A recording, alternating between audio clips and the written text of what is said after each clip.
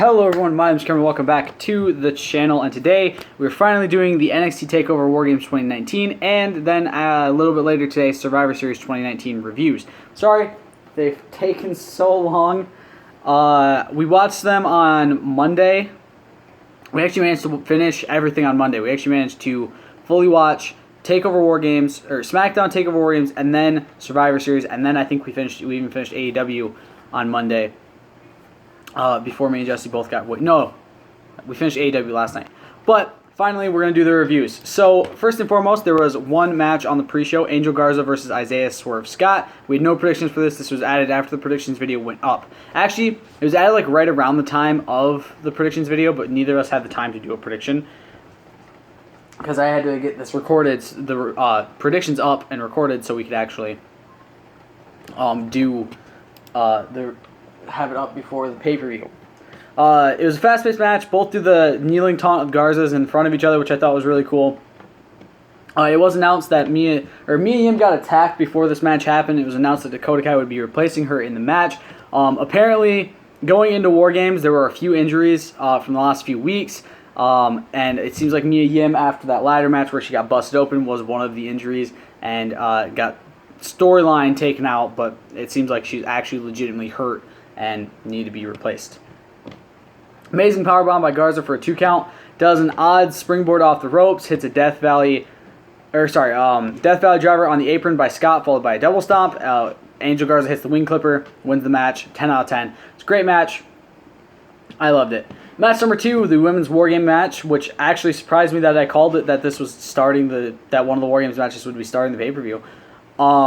Team Ripley versus Team Baszler. Prediction was Team Ripley for both Jesse and myself. Candice and Io started off the match. Io taking the control. Team Baszler will have the next person coming into the match, the advantage, after Io won the ladder match a few weeks ago. Amazing missile dropkick by Shirai, walking off the ropes between the two rings. Bianca Belair comes down the ring, starts taking it to Candice LeRae. LeRae moving, and Belair accidentally runs into Io. Powerbombs by Belair, throws LeRae into the cage. Io builds up a lot of momentum, going back and forth between the ropes before hitting a dropkick on LeRae. Ripley heading down to the ring, grabs a trash can, throws it in as Belair ducks under it. Slams the cage door into her face, throws in more trash cans, a few trash can lids, some kendo sticks, some chairs. Then she finally enters the ring. Breaks the trash can by slamming Belair onto it, slams her face into it. Her and LeRae set up 4 chairs. Shirai saves her from getting hit. Kaylee Ray heads down, grabs more chairs, fakes grabbing a table to tease the fans because they are chanting, "We want tables." And going after LeRae and Ripley with the chair, hits a tornado DDT on Ripley onto the chair. Belair climbing as Kaylee Ray positions Ripley on the chairs. LeRae saves her. Ray takes the chairs down as LeRae and Belair fight up top. Ripley takes down most of them onto the chairs off the Tower of Doom. 450 by Belair onto Ripley. Belair hit her face on one of the chairs at that same point. Hi. Are you going to get in my way while I record? Next member of Team Ripley about to enter. It's Dakota Kai, but before she starts to walk towards the ramp, turns around and starts attacking Tegan Nox, slamming her in the cage on the stage, attacking her knee. Dakota talks shit and gets sent to the backs, and Nox is, it seems like, out of the match because from how hurt she is. William Regal comes out to kind of kick her out. Dakota Kai attacks William Regal.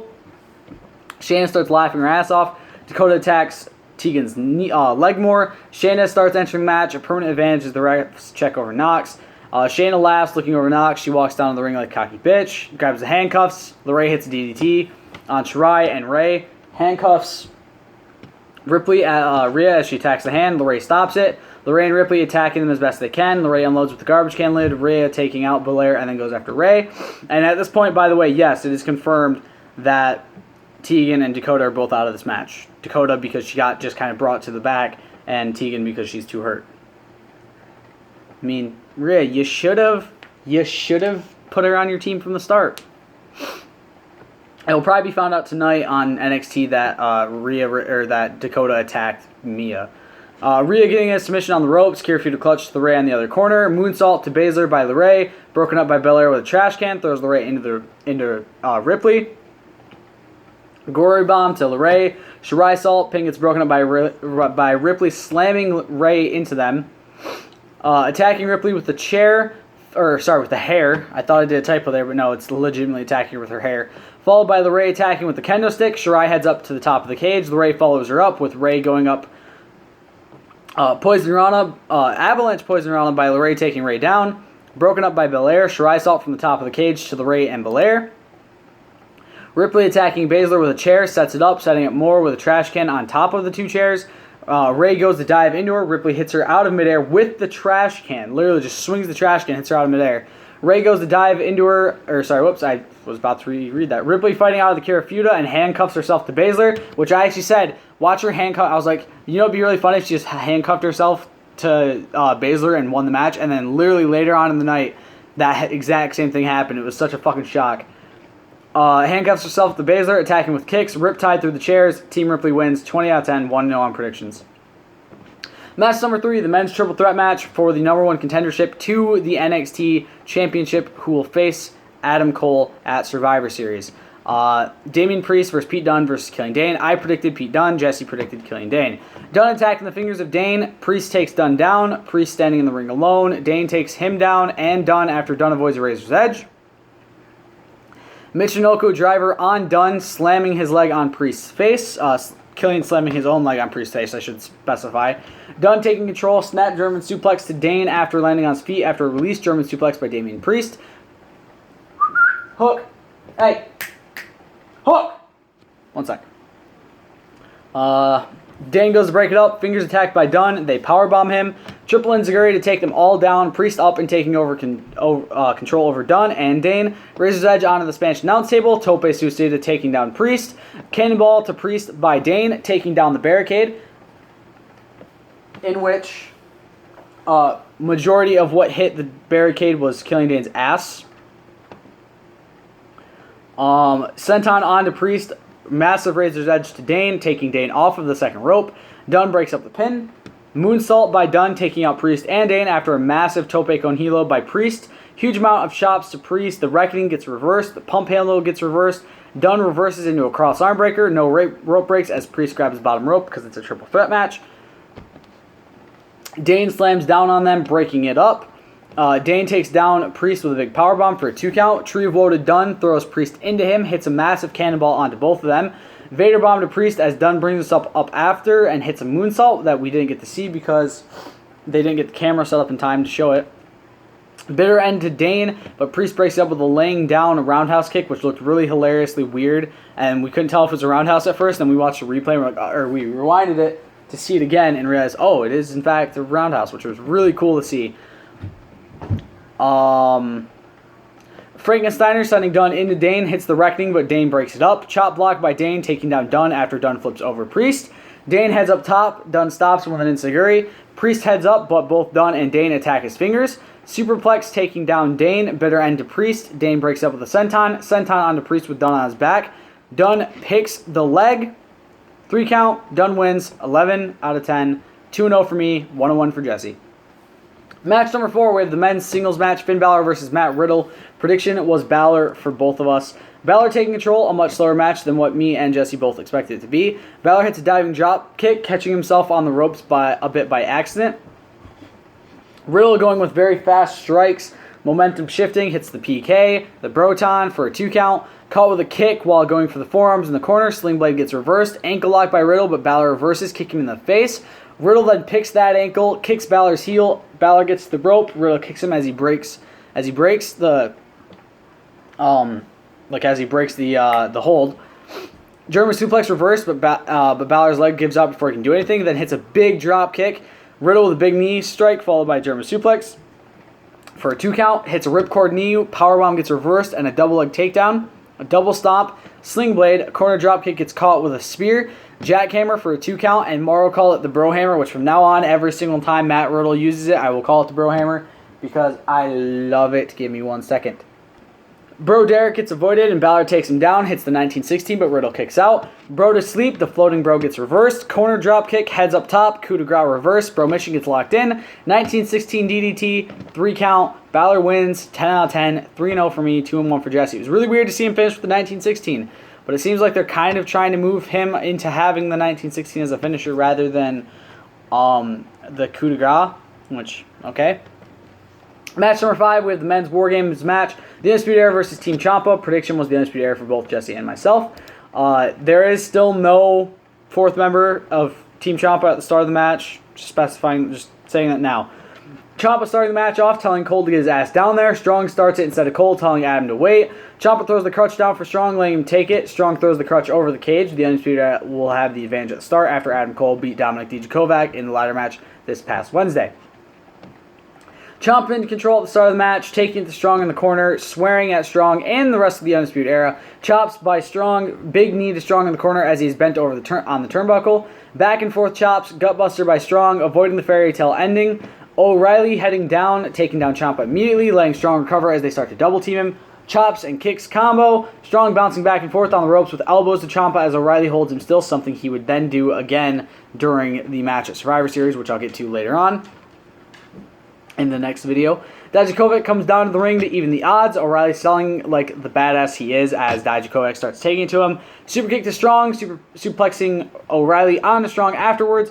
Dijakovic slamming Strong face first in the cage repeatedly. Dijakovic slams O'Reilly into the turnbuckle, attacking him as Ciampa starts to attack Strong. Dijakovic taking down O'Reilly with forearms, bouncing him off the ropes of one ring and hitting him over and over.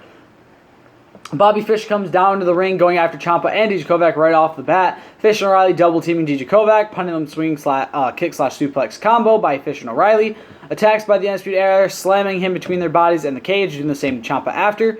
Keith Lee comes in, barreling down to the ring, taking down all three of the Undisputed Era that are currently in the ring. Takes down Fish and O'Reilly with a crossbody after leapfrogging them. The Undisputed Era start to take it to lead, but Ciampa and Dijakovic while Ciampa and Dijakovic are both still down.